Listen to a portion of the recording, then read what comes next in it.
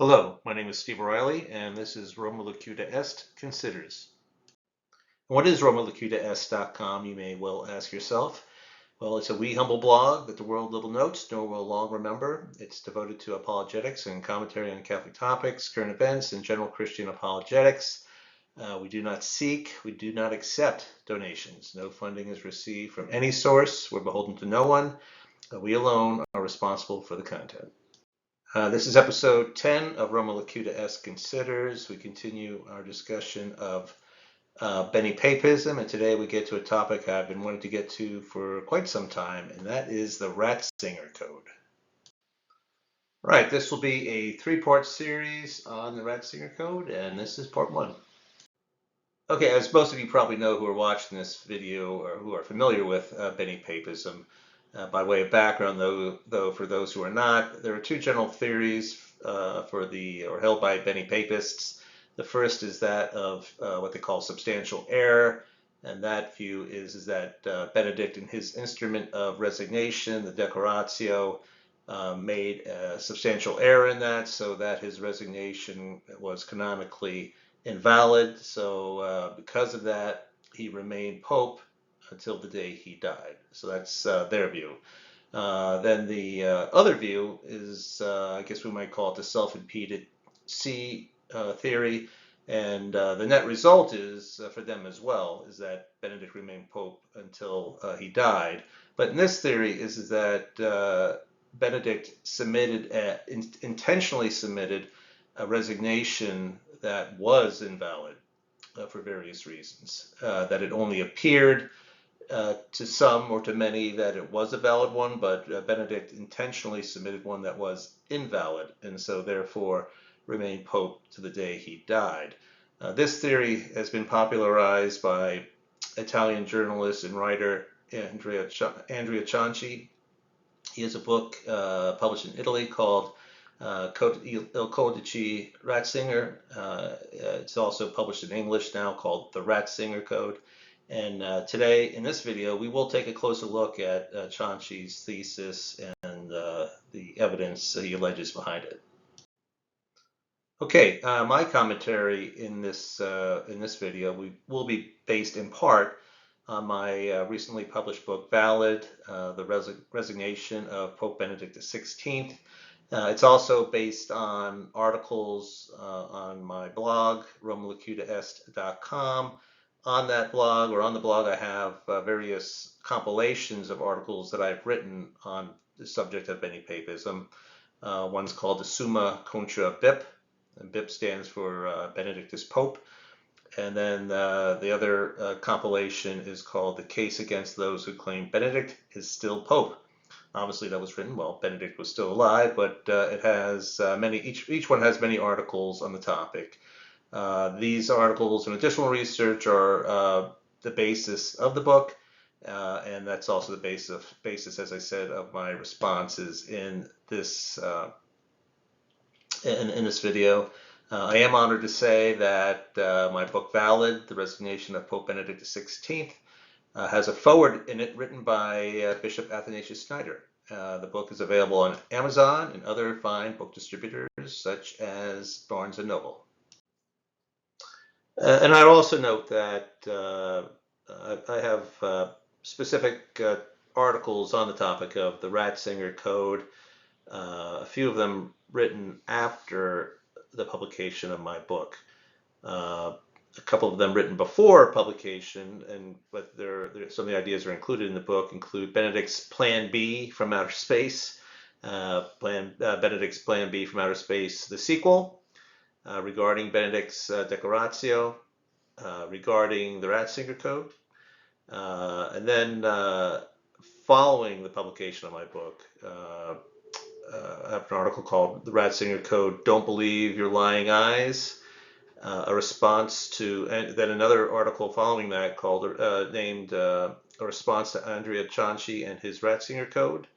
Then I have a couple other articles that touch upon some of those topics. One's called Lumen Gentium Destroys Benepapism in Toto. Next one is Brother Alex Spagnolo's Faulty Logic and Faulty Comprehension with respect to Canon 17, and that makes a canonical argument against those who believe in the Ratzinger Code theory as well. And then finally, Catholic commentator Patrick Coffin is a proponent of Andrea Cianci's theory. So I wrote an article responding to some of the arguments made by Patrick Coffin. That's entitled No Patrick Coffin, Benedict is not the Pope. Okay, I'd like to just take a moment to briefly outline the course of our three-part series, our discussion of the Ratzinger Code. In part one, we'll discuss what is Plan B by way of background. We'll discuss what is the Ratzinger Code. We'll discuss the Munus versus the Ministerium and the arguments against the Benepapists. That'll be a brief discussion of the question of Munus versus Ministerium.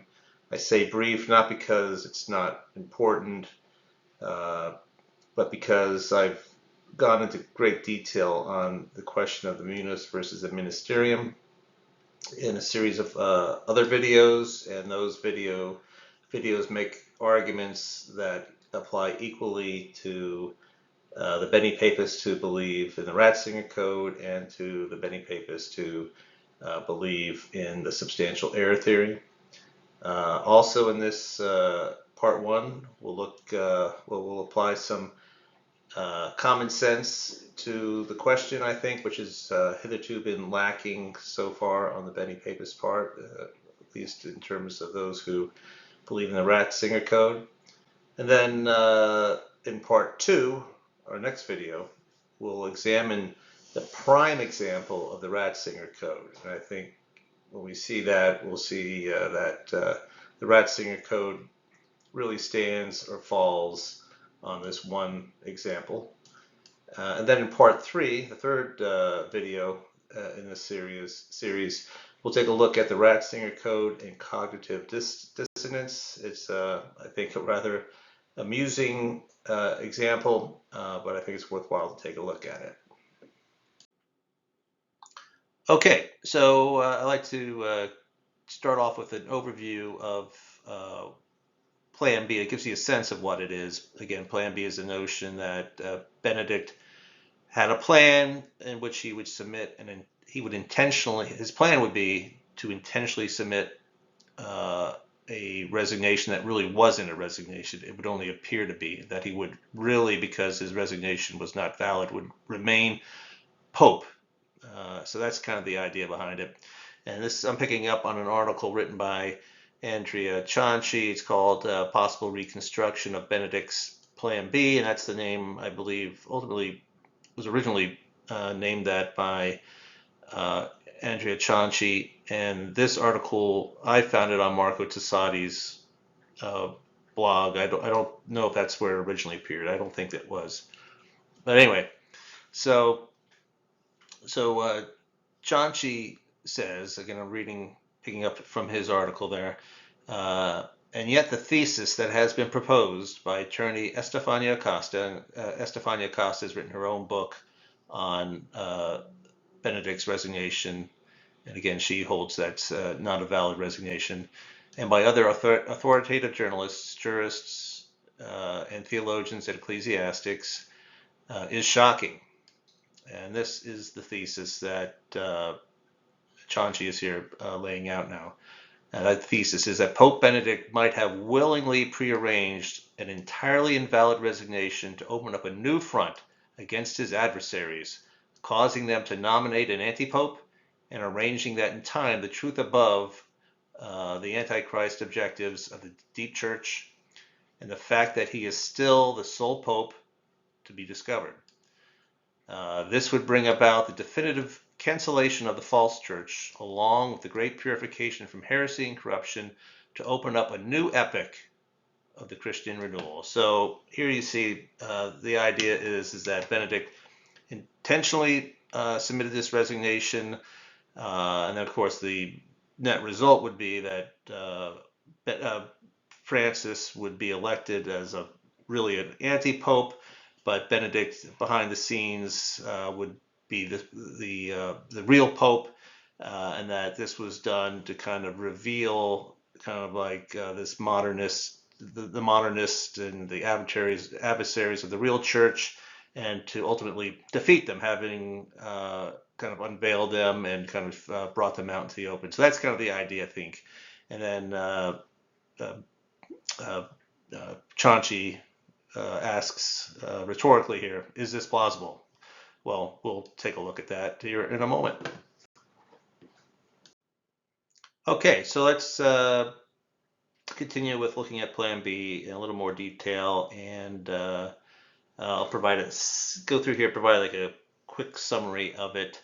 So basically, as I've indicated, Benedict's resignation was apparent resignation. It's really an invalid document if interpreted as a valid resignation of the papacy. So they're saying it's not a valid resignation of the papacy. So he remained Pope.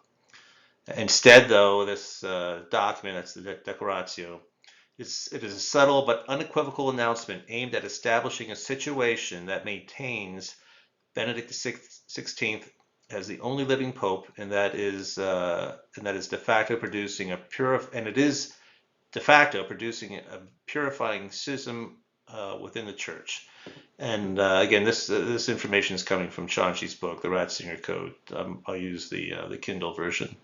And then continuing on here, Bergoglio, and so as a result, Benedict has remained the true pope. So the conclave of 2013 produced Bergoglio, and so Bergoglio, and then any successor that might kind of follow in line from that. So Bergoglio and any of his possible successors are all anti-popes, or would be all anti-popes.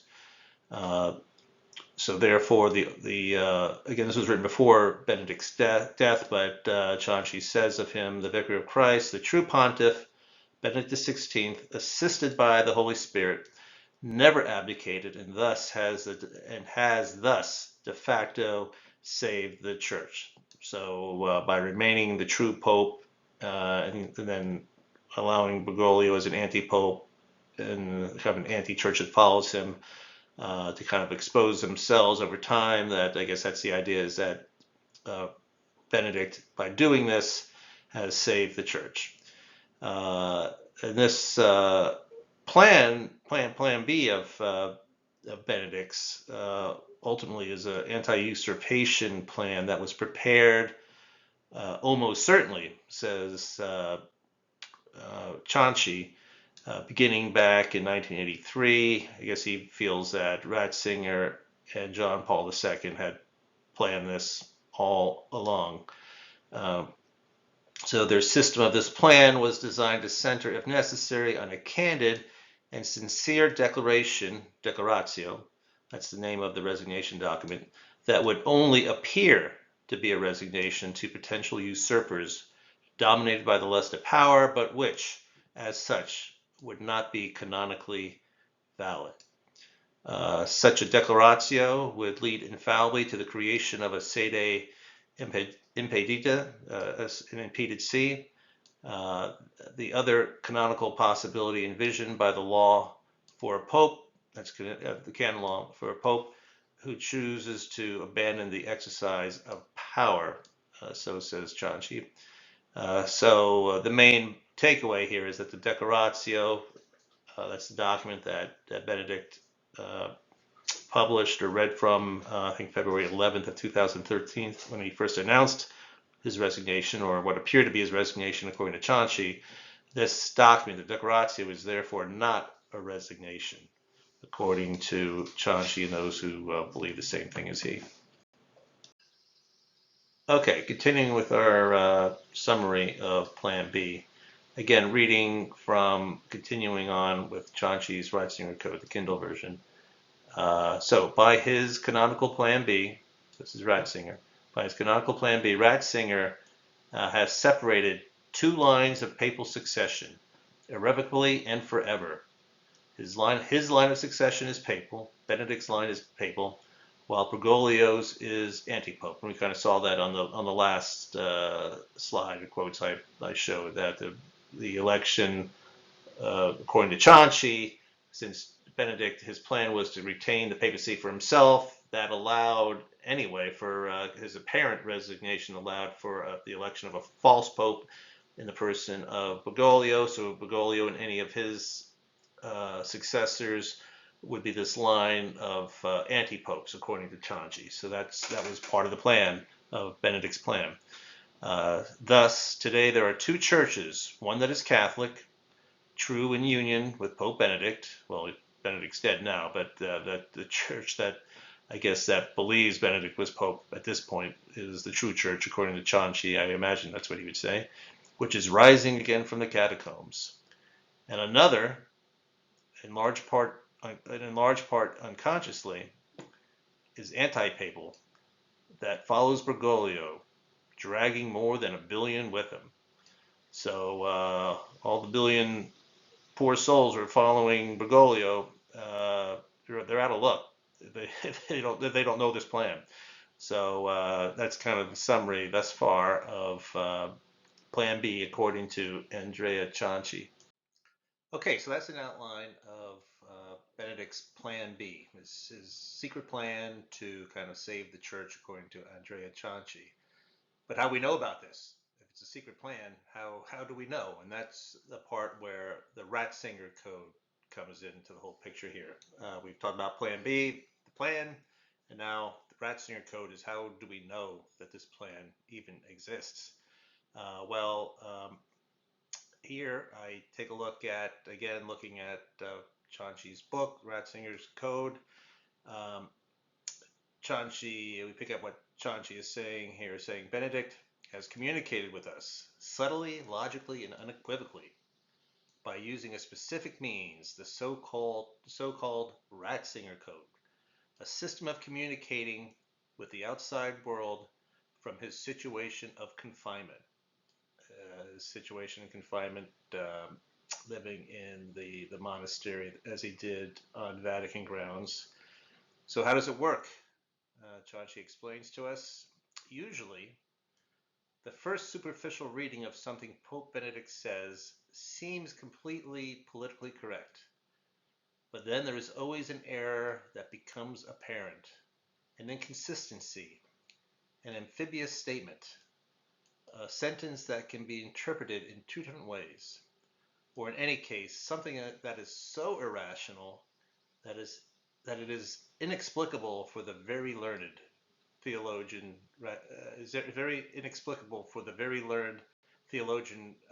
Ratzinger, who pushes the reader to look more closely and, above all, to reason logically.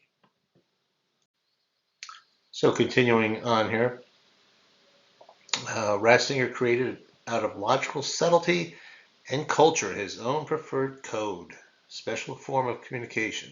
In this way, despite his impeded see, Ratzinger has succeeded during the last 9 years to express some key concepts which explain his impeded state, concepts which have been expressed on dozens of occasions in books, letters, interviews, and declarations. In other words, the authentic Pope is denouncing his own situation. But unfortunately, nobody lends him, or no one lends them their ears. Cianci says Benedict is in a camouflaged way. Cianci says that Benedict speaks in a camouflaged way, such as he uses evident and deliberate mistakes, double meanings and ambiguities, superficial inconsistencies and initial misunderstandings, and all that comes from the Ratzinger Code book. But then I also took a look at one of Cianci's earlier articles, wherein he says, as always happens for the messages in the Ratzinger Code, there are two reading plans. The first is a superficial one, good for non-believers, the indifferent, and all those who detest Pope Benedict, modernists or traditional Benevacantists. There is always, however, some inconsistency that intrigues those who have ears to hear, as we have seen here, and the here, I guess, is some article it links to, and that pushes the logos to work, the reason that discovers the truth. So what we see here is that if you're not on the reading plan, you're kind of out of luck. So in this case, the Ratzinger Code is really very Gnostic, that he's already talked about the billions who are dragged along following Bergoglio, who apparently know none of this, and only the few who have ears to hear. Of course, fortunately for Chauncey, who could write a bestseller book on that, he has the ears to hear this because I guess he's figured out the code. Fortunately, it was supposed to be a secret, and somehow Benedict's secret plan is now out in a bestseller. But it is really Gnostic that you have to understand all these evident mistakes and double meanings and all that. So it's quite convenient if you happen to be in the know, and you're kind of out of luck if you're not. Okay, so up to now, I've given you an overview of what Plan B is, the idea of the self-impeded C, that Benedict intentionally submitted a non-resignation that appeared to be a resignation, but in reality was not, and that according to the theory, that allowed him to remain Pope. And then I went over the Ratzinger Code, kind of gave you a summary of what it is. And having done that, I will now go over, I guess, the rebuttals to the Plan B and Ratzinger Code ideas. Now, here in this section, I'm going to take a look at, just real briefly, the question of the munus versus ministerium. Of course, that's part of the self-impeded C theory as well, just like the substantial error theory. They have a slightly different take on it. They don't think that he made a substantial error. Those who believe in the self-impeded C, like Chauncey, believe that Benedict used words that did not signify that he was resigning at all. So, and that's the part about the munus versus the ministerium. And just for the sake of not kind of repeating myself, I've already done a lot of videos on the munus versus ministerium, which apply to the arguments of Chauncey, as well as they do against the arguments advanced by someone like Anne Barnhart or Ed Mazza. And so I'm just here linking to those videos that are on the site where you found this video. I encourage you to check out my introductory video on the question, and then episode 2 replies to the objection that Benedict did not specifically renounce the munus. And within that video, we'll see that there is no canonical formula for papal resignation. We'll see that there is no canonical requirement that the word munus be used at all. And then we'll look in that video, or have looked at that video. We did look in that video at the case of Pope Celestine V, which just demonstrated that other words can be used in papal resignations. Okay, then in episode 3 of my series on the munus versus the ministerium, episode 3 replies to the objection that an appropriate word or words were not used in place of munus.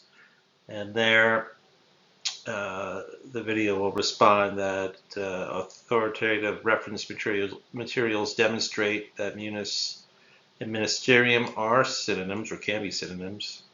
And then it will also show that the title of Benedict's abdication in the Acta Apostolicae Sedis gives us to understand that the declaration must be understood as a renunciation of the Petrine munus. Okay, then in my episode 4 video,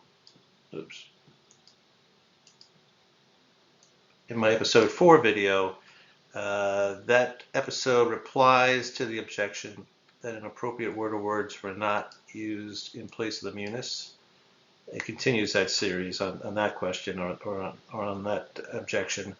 And the reply here cites Lumen Gentium, chapter 3, on the hierarchical structure of the church. And this is a key video I'd really suggest you look at, because I think it's a slam dunk against the Benepapists.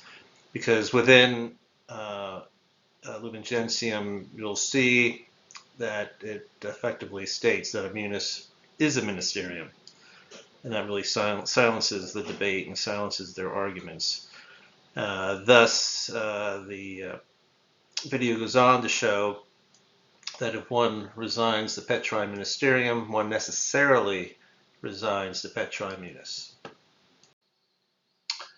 And then in episode 5 of the video series, it replies to the objection that, again, that inappropriate word or words were not used in place of the munus. And this video looks at various papal titles or references in documents or masses using ministerium in a way that entails the Petrine munus. Then in episode 6, it replies to the objection that Benedict XVI renounced only the exercise of the Petrine office, and that looks at some logical demonstrations that that if one resigns the Petrine ministerium, one necessarily resigns the Petrine munus as well.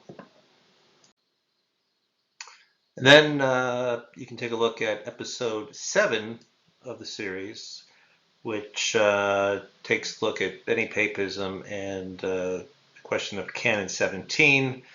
And there it replies to the objection leveled by various Benepapists who appeal to Canon 17, who say that would appeal that Canon 17 would forbid an appeal to documents outside of canon law, and in particular, such as Lumen Gentium or the Acta Apostolicae Sedis. The video will demonstrate that Canon 17 does not forbid an appeal to documents outside of canon law, such as in the case of Lumen Gentium, which in turn proves a munus is a ministerium, or in the case of the Acta Apostolicae Sedis, which in the case of Benedict's Declaratio, and the title of which within the AAS demonstrates that munus and ministerium are there used as synonyms. And then in episodes 8 and episode 9, we take a look at Benedict's last audience, and there we look at the line especially which has been so abused by the Benepapists, where Benedict said the always is also a forever. This is a two-parter, and these two videos look at the objection that claims that in Benedict's last audience that he conveyed the belief that he would retain the Petrine munus either wholly or partially after February 28th. Whether he believed that accidentally or whether he intentionally believed it, the video or the two videos will demonstrate that the Benepapists have gravely misinterpreted Benedict's last audience, and it's really a response that the Benepapists haven't even really bothered to respond to because they can't. And certainly welcome. We'd love to see them respond to those videos or my articles on the topic.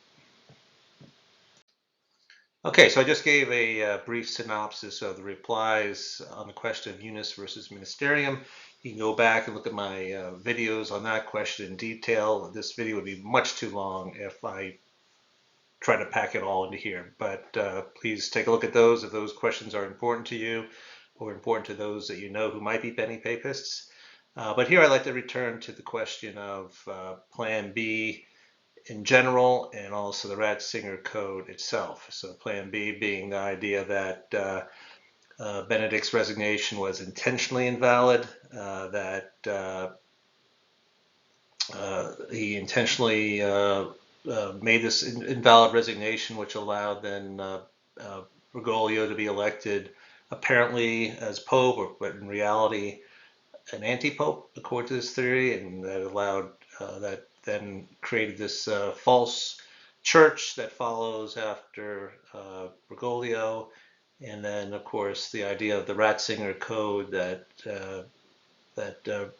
Ratzinger is speaking using kind of either intentional mistakes or ambiguous words, etc. That only a few, however, have been able to pick up on that, while the vast majority of Catholics are kind of clueless to this, and therefore suffer the consequences of being clueless, I guess.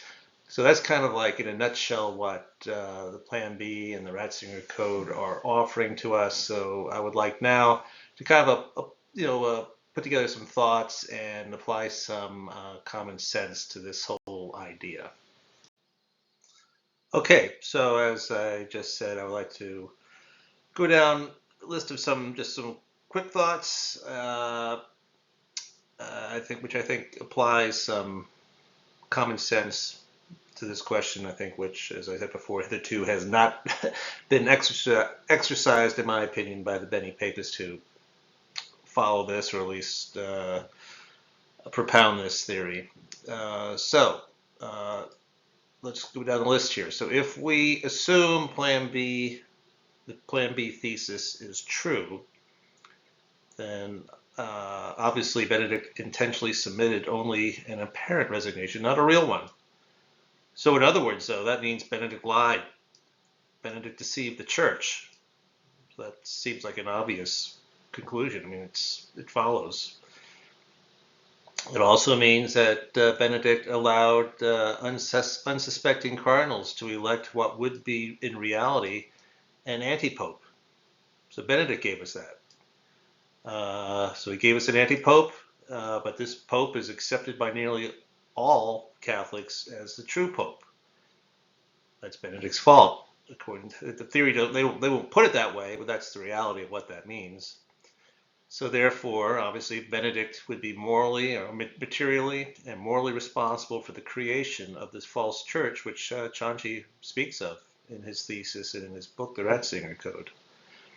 It also means that Benedict, for the last 9 years of his life, following his apparent resignation, Benedict left Catholics unprotected, without the protection of their true chief, which he would have been if his resignation was invalid. He left Catholics unprotected for nearly 10 years following his apparent resignation. So that means that anything. I am not a fan of Pope Francis in any size, shape, or form. But if you just pick what you think he did wrong, Benedict never came out and corrected him. If he's supposedly the true Pope, where was he? He failed. And he had a moral responsibility to speak up, and he did it. That's if this theory is true, then he's a failure in that sense, because he would have been required to speak. So that means Benedict would be responsible for Bergoglio, and these were Cianci's words, Bergoglio dragging more than 1 billion with him. Okay, so Bergoglio is dragging these 1 billion people who believe he's Pope. Where's he dragging them to? Perdition? To hell? It seems to follow that anyone who has accepted Bergoglio as Pope has accepted an anti-Pope. That's really Benedict's fault, because he never made it clear, right? So unless you do the code, the Ratzinger Code. So just think of all the millions of people who have died since Bergoglio's election. It would logically follow that Benedict was a true monster. Benedict did this. This was his plan, and what has resulted from it is his fault, if this was a plan, that he shirked his duties as the shepherd of the church on earth. As Peter's successor, he failed. So therefore, Benedict would share the moral responsibility for any soul lost over the last 10 years. That's probably millions and millions of people. He would share responsibility for any soul that's lost because of in whatever way Bergoglio was anti-pope, per the theory of the Ratzinger Code, would have been responsible for himself. Benedict would share responsibility for that. So ultimately, how could Benedict, under this theory, if we accept it, How could he reasonably justify any of this? How could he justify that? And the answer is obvious. He couldn't, but we don't have to worry about him justifying it because the theory is patently ridiculous. Okay, continuing along the same line, um, to propose for whatever reason that Benedict XVI intentionally misled the Catholic world into thinking he reigned when really he had not, misled the Catholic world into thinking he had resigned when he really had not, and that such an intentional act is somehow morally neutral or morally good with respect to the hundreds of millions of Catholics left without a papal shepherd in the hands of an anti-pope, which Bergoglio would be in that case if Benedict had not resigned. It's absolutely ridiculous and absurd, as I said before. There's just no way to sugarcoat it. It just is, like I said, patently ridiculous. It might be one thing to suggest a shepherd might lie in wait, hiding in the dark to ambush a wolf when it prowls among the flock, if we want to use that sort of imagery, given a pope is a shepherd. However, it's quite another thing to suggest a good shepherd would allow the wolf free rein to maul, molest, and eat the sheep, and for 9 years, which would be the case if we are to accept the Plan B theory that Benedict had not resigned back in 2013. So he would have been sitting back watching Bergoglio do whatever bad thing anyone wants to think he did do. And again, I'm not a fan of Francis, but you would be making Benedict responsible for all that. And he did not come out and say anything about Amoris Laetitia, about Pachamama, and all the things you want to mention or think of. So it's just ridiculous to suggest that. Further, if we accept the theory or consider it as plausible in any way, surely one could do more good for the Lord's flock by being the shepherd and doing precisely what the Lord commanded, tending and feeding the flock as the Lord gave Peter that charge in John 21:15 through 17, feed my sheep, rather than pretending not to be a good shepherd or being a shepherd. So how could it be better to pretend not to be Pope than to be the Pope and do papal things? It's just ridiculous. So if Benedict XVI remained the true Pope, there can be no justification for his behavior, for his silence, and without offering any real resistance to a supposed anti-pope, which Bergoglio would be in this scenario, and to the false church which has arisen, according to Cianci's theory. It's just doesn't make sense.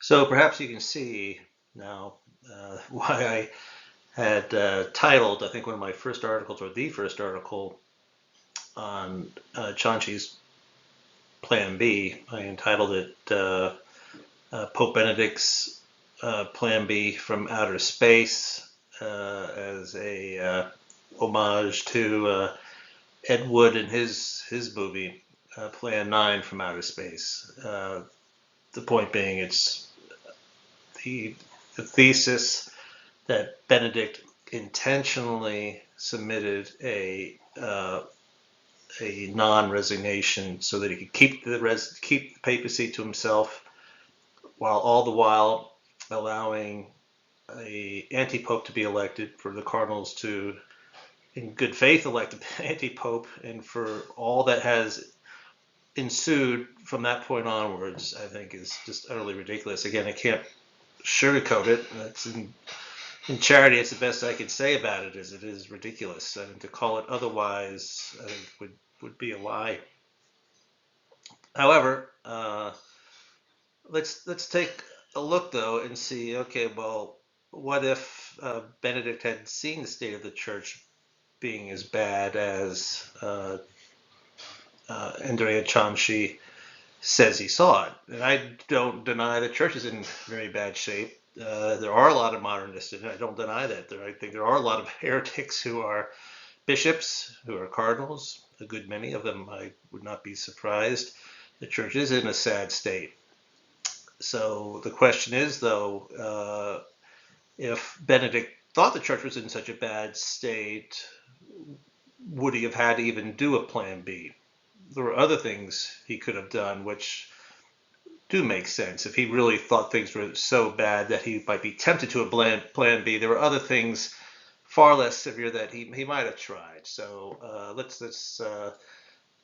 just take a look at maybe a couple of those things. So just to hopefully to tie up loose ends here with the common sense look at Plan B in the Ratzinger Code is okay. So let's assume arguendo that Benedict was concerned over the future of the church to the extent imagined in the Plan B thesis. And again, I don't deny the church is in a bad place myself, but let's say that Benedict so it was really bad. He had to do something other than just, kind of resign and hope that we would get a good pope through the conclave process as, normally envisioned in canon law and papal legislation. If Benedict had such fears, so if he feared the next conclave might elect an unworthy successor, there are far more rational courses of actions to follow that he could have followed other than de facto handing over the church to an anti-pope due to a fake resignation, and thus leaving most of the church who don't understand his Ratzinger Code, leaving it to his anti-pope's mercy. So what could have Benedict XVI do if he thought things were so bad, or what any future pope could do, frankly? Pope Benedict XVI might have tried a couple different solutions. For example, he could have greatly expanded the College of Cardinals, taking greater care in whom he picked, so what he could have done, he could have picked as many cardinals as he wanted, changed the count. I think it's 120 cardinals can be vote eligible or are vote eligible at any one time, or supposed to be. He could have blown up that number to 300, 500, just appointing priests that he knew, monks that he knew, other bishops that he trusted. He could have blown up the size of the College of Cardinals to ensure a good pope was elected. That's one thing he could have done.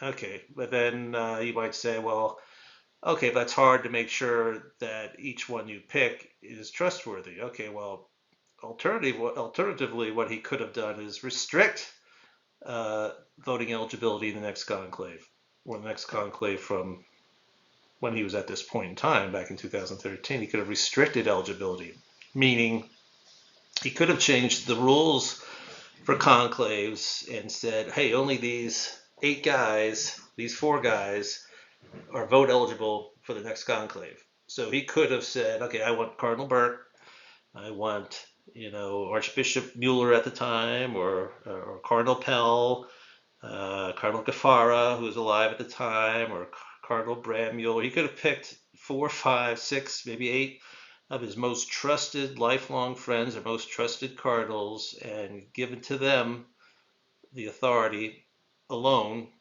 in papal legislation. He could have done this to elect a pope. That way he could have ensured that the next pope would not have been Francis in that circumstance. That could have been done.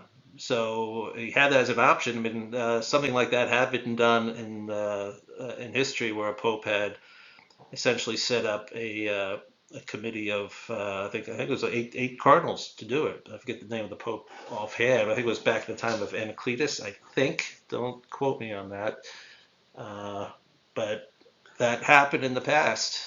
Not necessarily for those reasons, but he could have restricted the number of cardinals to a small number, or he could have blown it up. So that could have been done. So there are other things less severe than turning the church over to an anti-pope. He could have done things a lot less severe than doing that if Benedict had really diagnosed the issue the same way that Chauncey had diagnosed it, or thought Benedict had diagnosed it. So just then to conclude here, if Plan B was true, then Benedict would have left us a testament to that effect. And he would have left us a plan to move forward. Why would he have just left us this ambiguous Ratzinger Code that I guess it's so secret it was made into a bestseller book, but not, the vast majority of Catholics are unaware of it or don't accept it overall. But the point is, he would have left us a last testament that said, hey everyone, I had, you all think I wasn't Pope, but hey, I really was this entire time, and here are my reasons why, and why I did it, and here are my thoughts on how the Church, after my death, can proceed onwards in an orderly way to elect a valid Pope. That's the only way the plan would make sense, right? If he had done that, and he had 10 years to make sure that testament got to the right people. Well, we know he met with cardinals and friends throughout that entire time. He could have secretly handed them a flash drive or something with all this, but nothing has materialized because it didn't happen. And it didn't happen because there was no Plan B. So we've taken a common sense look at Plan B and the Ratzinger Code, or Plan B and the Ratzinger Code, and it's complete and utter bunk. However, we will continue and actually look now at an example, the prime example that Shanxi puts forward in his book on the Ratzinger Code. We'll take a look at it, and we'll see how that code does not work. Okay, and as I've done in past videos, I just append near the back of the video resources that provide arguments against Benepapism. So you can just pause the screen here and take a look at the sources if you're interested. Okay, we're close to concluding part one of our three-part series. Before leaving, I'll just say if you're interested in historical fiction, please check out book one. I'm working on a trilogy called Pia Fidelis. It's set in the period of the Arian crisis, the rise and ultimate demise of Julian the Apostate, an interesting historical figure. Also, please check out my book on Benepapism. It's called Valid, the Resignation of Pope Benedict XVI. Our next video, as I said, will be, as I mentioned earlier, part two will be on the prime example of the Ratzinger Code. I think the whole edifice rises and falls on that one example that's provided by Andrea Cianci. So if you've liked this video, please hit the thumbs up and subscribe. If you don't like it, then certainly feel free to hit the thumbs down and don't subscribe. Thank you, and hope you watch part two. Thanks.